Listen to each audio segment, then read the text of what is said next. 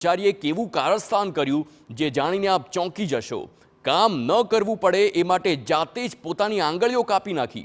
જ્વેલર્સમાં computer operator તરીકે નોકરી કરતો આ શખ્સ, આ યુવક જેણે જાતે જ પોતાની આંગળીઓ કાપી અને જુઠ્ઠાણું ફેલાવ્યું હતું। આંગળીઓ કપાવવા મુદ્દે યુવકે પોલીસને ગેરમાર્ગે દોરી હતી અને મયુર નામના યુવકે દુકાનેથી છરો લઈ જાતે જ પોતાની આંગળીઓ કાપી નાખી હતી। પહેલી વારના પ્રયાસમાં માત્ર પહેલી 3 આંગળી કપાઈ હતી અને બીજી વારના પ્રયાસમાં ચોથી આંગળી કાપી પાણીમાં ફેંકી દીધી હતી। પોલીસે 3 આંગળીઓ અને છરો જપ્ત કરી કાર્યવાહી હાથ ધરી છે। साहब તમે लाइट बंद करना।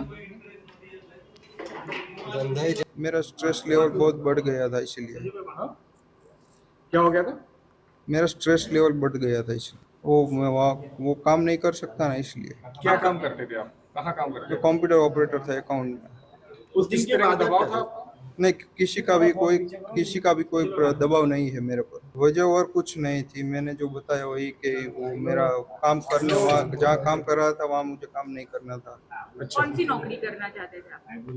वो मुझे वो कोई भी वो बाद में कुछ कर लेता, पर मुझे किसी ने कुछ स्ट्रेस वो ऊपर से प्रेशर किया कि ऐसा कुछ नहीं है, मैं वहाँ काम नहीं करना चाहता था, इसलिए मैंने प्राथमिक दृष्टिए कोई तांत्रिक विद्या के एना माटे आंगळीओ कापी होय એવું લાગતું હતું, પરંતુ જ્યારે ભોગ બનનારની પોલીસ દ્વારા વારંવાર પૂછપરછ કરતા એણે એવું કન્ફેશન કર્યું કે એ વરાછામાં એક અનસ જ્વેલર્સ છે, અનપ જ્વેલર્સ, ત્યાં કોમ્પ્યુટર ઓપરેટર તરીકે નોકરી કરતો હતો।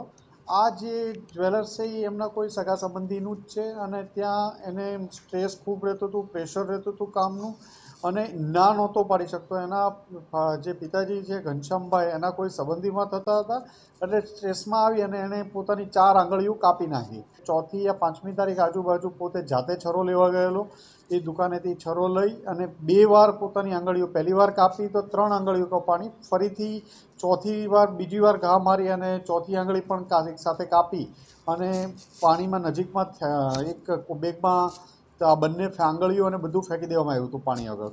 આજે બધી આંગળીઓ પણ 3 જેટલી અમને મળી આવી છે। તો હાલ લગ્નની સિઝન ચાલે